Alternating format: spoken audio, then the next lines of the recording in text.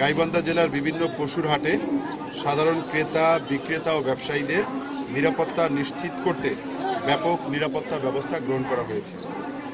ঈদকে কেন্দ্র করে পশুর হাটগুলোতে মানুষের ব্যাপক সমাগম হওয়ার সময় যে কোনো ধরনের চুরি, ছিনতাই, জাল টাকা লেনদেন, মলম পার্টি, অজ্ঞান পার্টি ও আইন শৃঙ্খলা পরিস্থিতি অবনতি রোধে র্যাব সর্বোচ্চ সতর্ক অবস্থায় রয়েছে। র্যাব সদস্য সাদা পোশাকে মোতায়েন সহ এবং আমার টহল টিম এখানে মোতায়েন করা হয়েছে।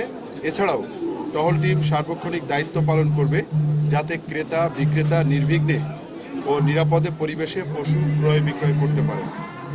বিশেষ করে জাল টাকার প্রতারণা প্রতিরোধে র্যাবের পক্ষ থেকে পশুর হাটে জাল টাকা শনাক্তকরণ মেশিন দিয়ে অভিযান পরিচালনা করা হবে এবং সন্দেহভাজন ব্যক্তি বা কর্মকাণ্ড নজরদারির আওতায় রয়েছে। পাশাপাশি যানজট নিয়ন্ত্রণ ও হাট এলাকায় শৃঙ্খলা বজায় রাখতে সিপিসি 3 গাইবান্ধা ক্যাম্পের র্যাব সদস্যগণ নিরলসভাবে কাজ করে যাচ্ছে। আসন্ন ঈদুল আজহা উপলক্ষে ঘরে ফেরা মানুষের নিরাপত্তা নিশ্চিত এবং হয়রানি রোধে সিপিসি 3 র্যাব 13 গাইবান্ধা ক্যাম্প সর্বাত্মক তৎপর রয়েছে। হাইওয়ে এবং টার্মিনাল সমূহের টহল কার্যক্রম জোরদার এবং সাদা পোশাকে গোয়েন্দা নজরদারি বৃদ্ধি করা হয়েছে।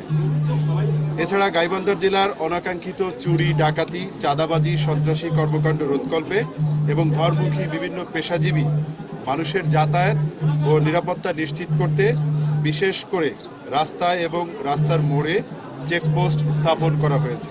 আমাদের মনিটরিং থাকবে এবং কোনোভাবে যাতে এতে বিশৃঙ্খলার সৃষ্টি না হয় আমরা সর্বোচ্চ সেখানে চেষ্টা করতেছি। এবং আপনাদের সাংবাদিক ভাইরা প্রিয়, আপনাদের আবারও বলছি যে আপনাদের কাছে কোনো তথ্য থাকলে সাথে সাথে আমাদেরকে জানাবেন। আমরা কিন্তু সেখানে গিয়ে দ্রুত আমরা রেসপন্স করার চেষ্টা করব। রোধে বিভিন্ন যানবাহন তল্লাশি করা হচ্ছে। পুলিশের সাথে সমন্বয় করে গাইবান্ধা ক্যাম্পে প্রয়োজনীয় ব্যবস্থা গ্রহণ করা হয়েছে। তাছাড়াও বিভিন্ন শপিং মল বাজারগুলোতে জাল টাকা বিস্তার রোধ শনাক্তকরণ র্যাব 13 সদস্যরা কাজ করে যাচ্ছে।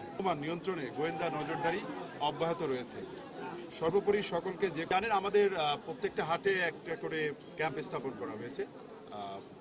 সেই লোকজন আছেন, তো তাদেরকেও আমি বলতে চাই যে আপনাদের মনিটরিং বাড়ান। আমাদের মনিটরিং কোনো অভিযোগ যদি আসে সেটাকে আমরা পর্যবেক্ষণ করে আমাদের সেই সাথে আমি হাট মালিক যারা সমিতির যারা সভাপতি সাধারণ সম্পাদক আছেন